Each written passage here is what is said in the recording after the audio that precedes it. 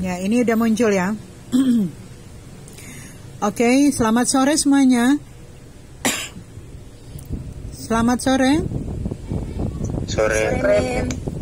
Ya, selamat sore. Boleh tampil? Iya, ini slide yang pertama. Oke, ini ada satu variasi lagi untuk presentasi ya. Jadi ada presentasi kelompok 5 di modul 5.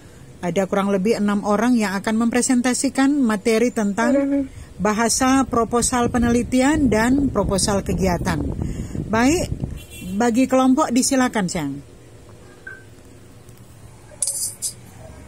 Terima kasih atas kesempatan yang diberikan. Kami dari kelompok 5 akan mempresentasikan hasil kerja kami dengan judul bahasa proposal penelitian dan proposal kegiatan.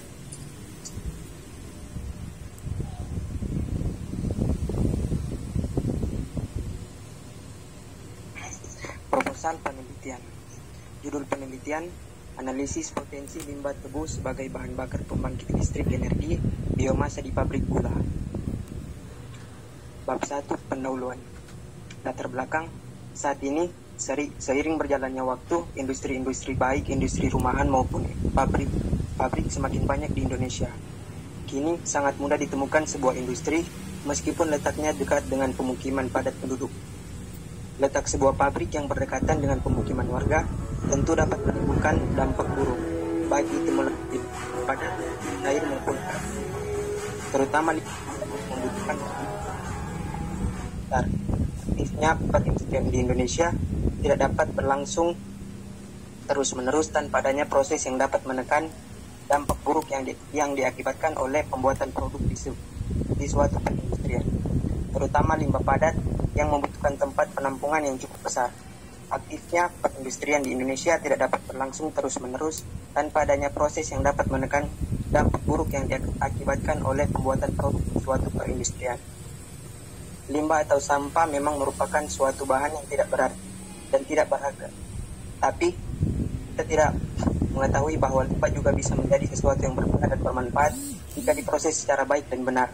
Beberapa pabrik di Indonesia kini sudah mulai menerapkan sistem pengolahan limbah untuk mengurangi dampak polusi dari limbah-limbah tersebut. Bahkan ada beberapa yang memanfaatkan limbah pabriknya untuk dijadikan produk baru yang berguna yang tentunya diolah melalui proses-proses tertentu. Salah satunya mengolah limbah sisa pembuatan gula menjadi kompos, batako dan lain-lain. Pemanfaatan limbah saat ini menjadi sangat penting, artinya terutama untuk mengatasi masalah penumpukan sampah di kota-kota besar, limbah organik industri, serta limbah pertanian dan perkebunan. Sistem pembangkit listrik atau generator biomas yang paling optimal dengan model sistem pembangkit listrik grid connected.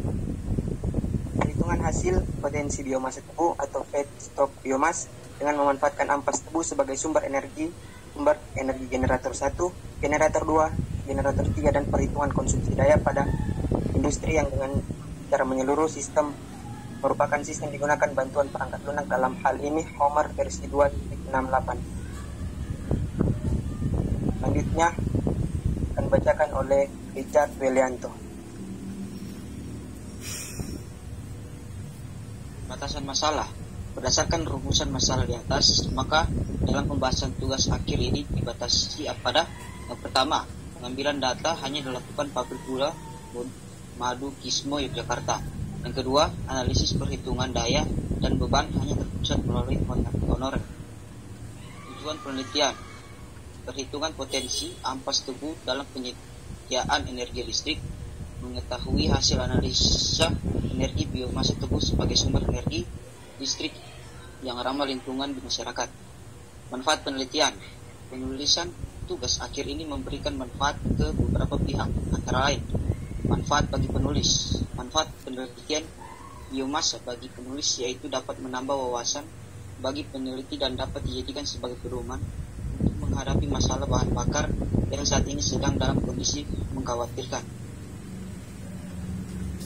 Manfaat bagi penulis. Tulisan tugas akhir ini diharapkan dapat menjadikan referensi akademis dan insinyuran untuk pengembangan jurusan teknik elektro Universitas Muhammadiyah Yogyakarta. Lanjut.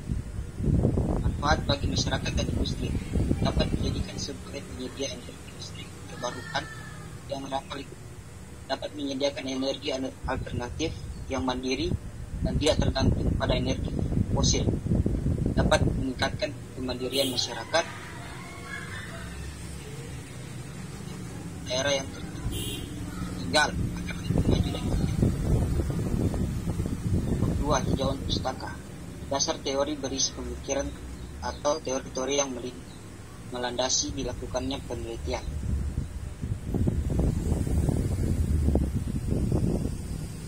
Bab 3, metode penelitian. Penulisan tugas akhir ini menggunakan metode penelitian, studi pustaka atau studi research. Studi ini dilakukan dengan cara melihat dan mencari literatur yang sudah ada untuk memperoleh data yang berhubungan dengan analisis pada penulisan tugas akhir. Penelitian lapangan atau field research merupakan jauhan diskusi dengan pihak-pihak yang terkait untuk mendapatkan data yang dibutuhkan dalam penulisan tugas akhir ini. Penyusunan tugas akhir setelah dilakukan pengujian, data-data dan analisa yang diperoleh dan disusun dalam sebuah laporan tertulis. Selanjutnya oleh teman saya, Valencia.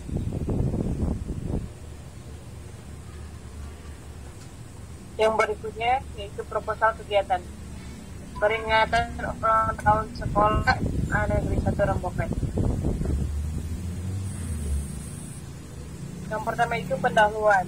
Latar belakang 20 tahun usia SMA Negeri 1 Rembokan dalam pengabdiannya di bidang pendidikan bukan tentang usia yang pendek bagi suatu lembaga pendidikan untuk menghadirkan alumni yang cerdas dan tangguh bagi masyarakat. Peringatan ulang tahun sekolah dengan kontribusi nyata bagi warga masyarakat sekitar diharapkan mampu menumbuhkan semangat sosial dan gotong royong bagi siswa. D. Tujuan kegiatannya. Pertama, memupuk semangat kerjasama dalam lingkungan SMA Negeri 1 Rembokan. Yang kedua, menjalin semangat kebersamaan dengan warga masyarakat di sekitar lingkungan SMA Negeri 1 Rembokan. Yang kedua, isi proposal. Tema kegiatan ulang tahun SMA Negeri 1 Rembokan kali ini mengangkat tema gotong royong menjaga kesehatan bersama. D. Macam kegiatan. Yang pertama, membersihkan lingkungan di dalam dan sekitar sekolah. Yang kedua, gerak jalan sehat. C. Peserta. Peserta adalah seluruh siswa SMA Negeri 1 Rembokan. D. Peralatan yang dibutuhkan. Yang pertama, peralatan kebersihan, dan yang kedua, seragam olahraga. E. Waktu dan tempat pelaksanaan.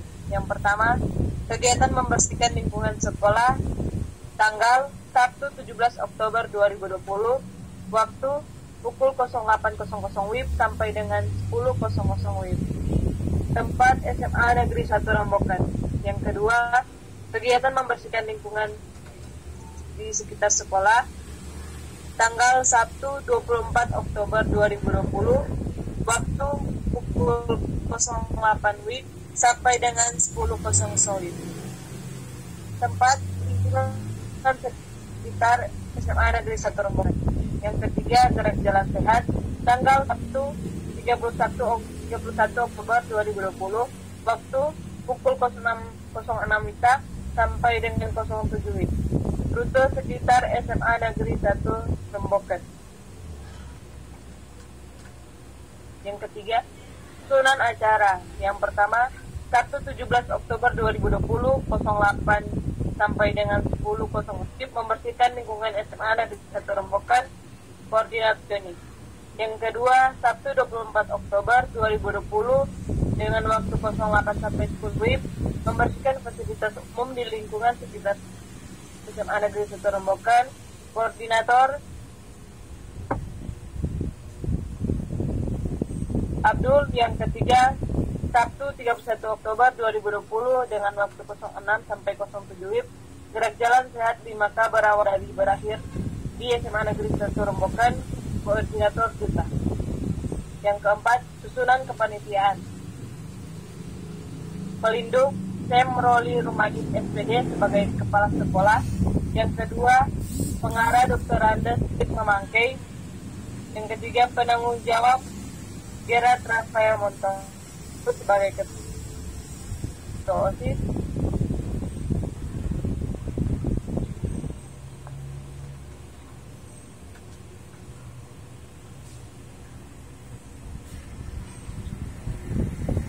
Mohon maaf, saya lanjut.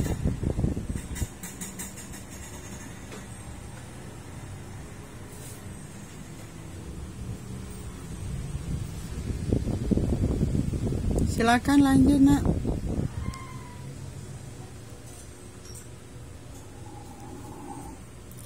Silakan dilanjut dulu.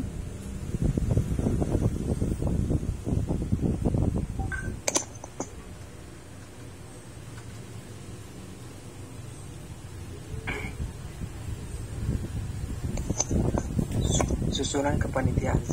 Pelindung Semroli Romagit SPD sebagai kepala sekolah. Pengarah Dr. Andes Jack Mamangkei. Penanggung jawab Gerard Rafael Montolalu sebagai ketua OSIS. Ketua panitia Laila Daeng. Sekretaris Jonas Sirang. Bendahara Kezia Momor. Seksi acara Mila Limpele. Seksi dana usaha Jessica Kuago. Seksi humas Nadia Anis. Seksi keamanan Intan Kairupan. Seksi dokumentasi Mario Karyupan. Seksi peralatan Budi Doren. Anggaran dana, anggaran kegiatan diperoleh dari pertama, dana kas sekolah 300.000, dana partisipasi siswa 1 juta, dana sponsor 4 juta, dana partisipasi guru 1.500.000, total 6.800.000. Biaya pengeluaran pertama, peralatan kebersihan 2 juta rupiah, konsumsi 3 juta rupiah, spanduk 300.000, lain-lain 250.000, total 5.550.000. Yang terakhir penutup. Demikian proposal ini kami susun. Besar harapan atas dukungan dari sekolah agar kegiatan yang bermanfaat ini terlaksana sebagaimana yang kita harapkan. Atas perhatian dan kerjasama kami ucapkan terima kasih. Disahkan di Rembukian 29 September 2020. Mengetahui Ketua Panitia Laila Daeng, Ketua OSIS Gerald Rafael Montolalu, Kepala Sekolah Semroli Romagit SPD.